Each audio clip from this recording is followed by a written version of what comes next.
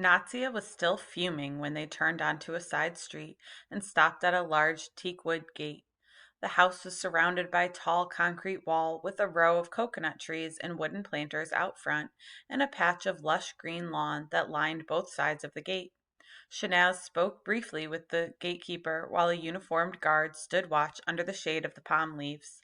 He watched the group intently, one hand resting on the strap that held a rifle slung over his shoulder. The gatekeeper, a boy only a few years older than Natsia, disappeared behind the gate. He returned shortly and ushered them all inside. When Natsia had passed the teak wood barrier, she nearly gasped at the beauty that lay hidden from the street. The front lawn was a deep shade of green, and the blades of grass were precisely trimmed. A rock formation covered a portion of the concrete wall, with water cascading from crevices. Natsia had seen one of these in a park once, but she had no idea that people built them in their own yards.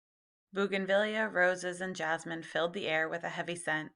Natsia and the children followed the women up the driveway and around to the side of the house, but Shanaz stopped and pulled Amma by the arm before they reached the door. Now, Nasim, the Mem Sahib will ask you a few questions before she decides if she wants to hire you, Shanaz said. Her name is Fatima, and she sounds tough, but don't let her frighten you. Underneath, she has a good heart. You'll see. She is always stern at first, because she just doesn't want anyone to take advantage of her. Shanaz snapped her fingers. I almost forgot. Don't call her Mem Sahib either. Just treat her like a big sister and call her Baji. It's what most of these snooty women prefer to be called anyway. Amma nodded, and they moved quickly to the kitchen door, where they were greeted by a tall, well-groomed woman. Remove your shoes, she instructed. Natsian knew the woman at the door must be Fatima, the Mem Sahib of the house. She wore a brightly colored shalwar kameez outfit made of stretched lawn, a fine woven cotton that provided cool comfort in the sweltering heat. Natsia ran a hand across her own kameez, the uniform suddenly unbearably heavy against her body. She followed Amma into the house and set Mateen down onto the green marble floor next to Isha. It was deliciously cold, and she stepped slowly, savoring the sensation from heel to toe. They moved into a larger room where the woman took a seat on the settee and motioned for everyone else to sit on the floor. Shanaz plopped herself down at the woman's feet. Amma moved more slowly, settling gingerly on the floor. Natsia did the same, pulling her siblings close. The woman studied Amma. I am Fatima. Amma nodded in greeting and offered her salam. Have you cleaned houses before? Amma laughed. Her hands fluttered up and coaxed strands of limp hair back under the dupatta draped loosely over her head. I know how to clean. Fatima nodded. My Masi is expecting and cannot work anymore. She is sick all the time and bleeding. She's afraid she will lose the baby, so she left me. She leaned forward and narrowed her eyes. You're not expecting, are you? Amma laughed some more and waved a hand at her children. No, Baji, see them? They are enough to keep an old woman like me spinning in circles. Natsia felt the woman's eyes linger on her before her gaze moved back to Amma. Are you strong enough to do the work? Fatima asked. Shanaz's laughter interrupted the interrogation. What kinds of questions are you asking, Baji? You know women like us are strong enough to do the work of an ox. She patted Amma's thigh. Nasim will do whatever you ask, and you will be happy with her work. You'll see. She winked at the Mem Sahib. Baji, have I ever brought you anyone who couldn't do the work?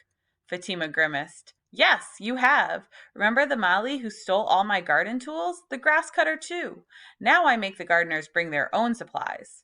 Yes, one mistake, Shanaz agreed, but only one. He was new from the village and didn't know better. If I ever see him again, I'll grab him by the ear and drag him to your feet for punishment. You'd better. My son sent those tools to me from America, but it was my mistake. I shouldn't have given the tools to the gardener in the first place. My son was furious. Her eyes passed over Natsia. Will your daughter be helping you? Nahi, of course not, said Amma. She is here only to watch the others. There was no place to leave the young ones. Make sure they stay on the veranda beside the kitchen. I don't want them all over the house. You people spread lice faster than flies on meat. Fatima's words stung. Natsia's cheeks burned, and her throat ached as she swallowed the sharp words that boiled up inside her. She dipped her head quickly to glaze at her toes. How dare this woman judge her?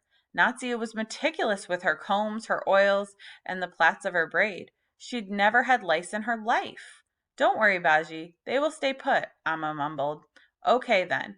You can start by doing the dishes, then sweep the house and mop the floor. You will clean all the bathrooms, dust everything. Then I have some laundry outside. When you've washed it, you can hang it dry in the back of the house. She stood up. Go on now and get to work. Supplies are in the servant quarters behind the house. Shanaz, while you are here, could you mix the dough for the afternoon roti? Yes, Baji. Shanaz led the way out of the house, directed the children to sit on the veranda, and then took Amma to relieve the supplies. Natia heard Shanaz coaching Amma as they walked away, telling her to be brave and not to dawdle. The Baji hated when Masis were slow. She wondered how Amma would be able to do all the work of the monstrous house alone. When she cleaned at home, Amma waddled from room to room at a slow and deliberate pace, never hurrying, never missing a spot. Even after caring for 4 children, her house, and Abu, Amma didn't tire easily, but Natsiya knew this job would be a near impossible challenge for her mother. When Amma cleaned and Shanaz kneaded dough, Natsiya waited under the shade of the veranda, keeping Mateen and Isha occupied. The afternoon dragged, and her stomach grumbled. She suddenly remembered that her lunch was still in her backpack, uneaten.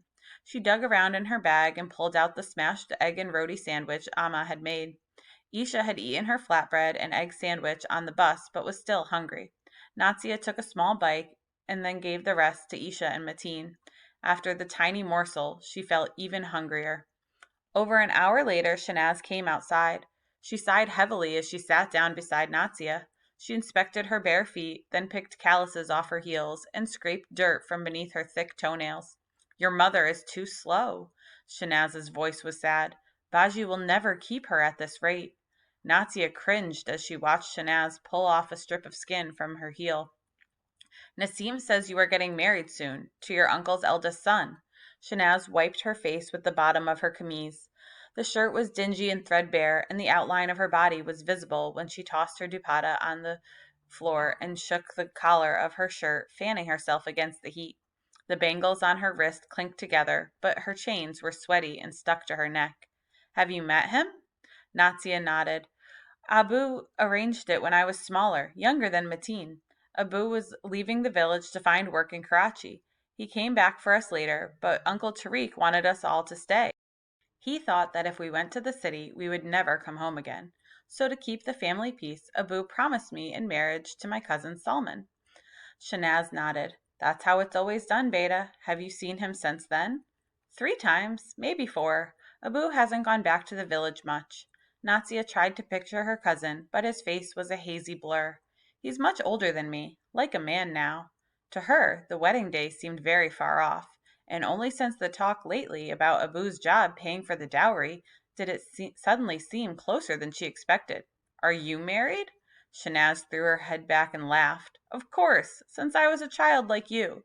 But he ran off with another chokri, a village girl. He comes back at times. She tapped her chest with a bony finger.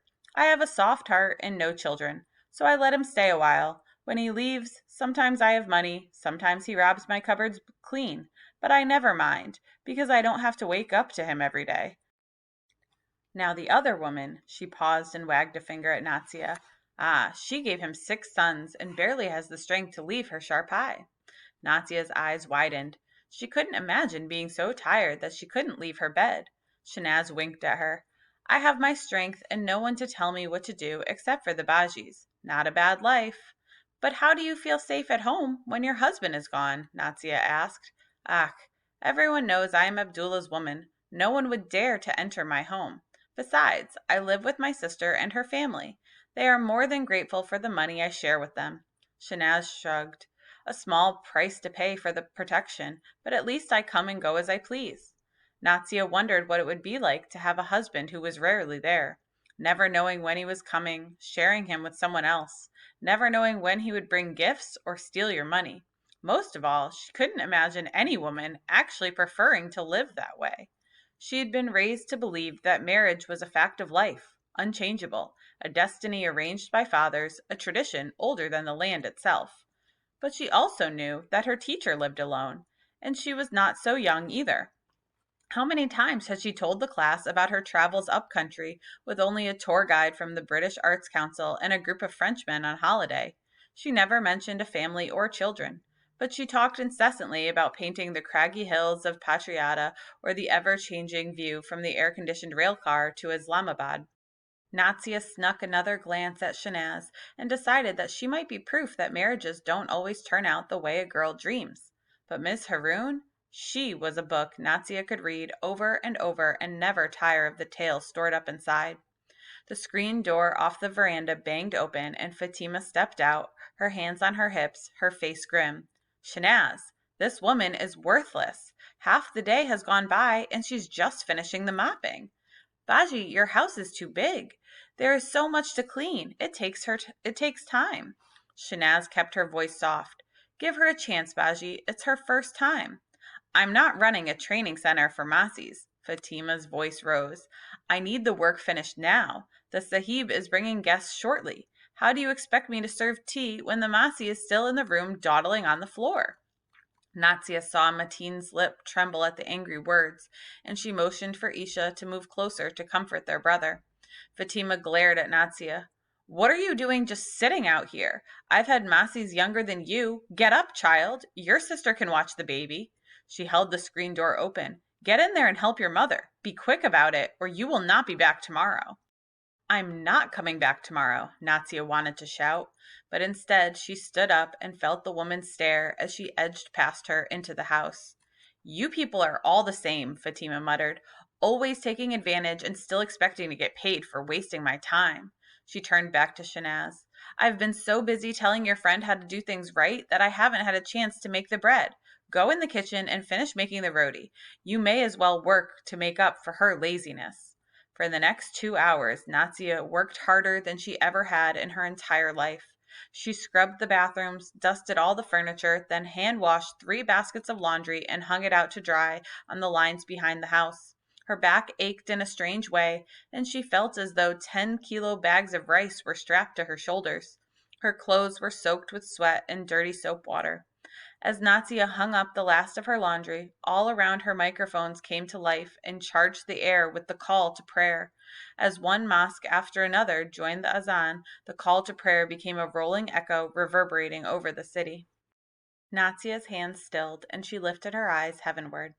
Please forgive me, Allah, she prayed silently. Right now, Malia and everyone else at the Gizri School for Girls would be rushing off to perform the ritual cleansing of Wazu before standing up for Zohar, the afternoon prayer.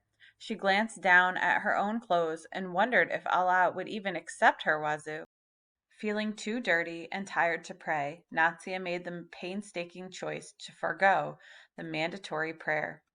Maybe I could make it up when I'm finished, Natsia thought hopefully and went back inside. She shook off her remorse and tried to distract herself as she moved through the house. While she cleaned, Natsia marveled at the teakwood furniture and ornate chandeliers. The dining table was enormous, with matching teakwood chairs, and she wondered what it would be like to live in that house, eating at that table under the sparkling light of colored glass raindrops. A cabinet held dishes made of delicate china, so different from the aluminum plates her family ate on, the ones with the bottoms so warped that they no longer rested flat. Despite her exhaustion, Natsia finished up the last of the cleaning as quickly as possible. She took one final run through the house, satisfied that even a prince would have been impressed with her work. She stopped at the Mughal-style mirror in the main entryway and untied her dupatta from her waist. As she wiped the sweat from her honey-colored face, Natsia noticed the deeper hollow of her cheekbones. She was still hungry and wondered if the Mem Sahib would offer her a meal. Just then, Fatima stepped into the entryway and motioned her to the kitchen, where Shanaz and Amma waited. Your daughter is a hard worker, Fatima said to Amma, smiling. She works harder than you. She filled a plastic bag with rice and lentils, and then pulled out some stale bread from the hot pot and handed them to Amma. Take this. You can come back tomorrow, but only if you bring the girl. You can't do this job alone. Amma started to protest, but Fatima held out her hand. The pay will be 800 rupees a month for the 2 of you. Take it or leave it. Alarmed, Natsia moved closer to Amma and nudged her. 800 rupees? You couldn't even buy a decent dress from Zanab Market with that. Not for her Jehe, anyway.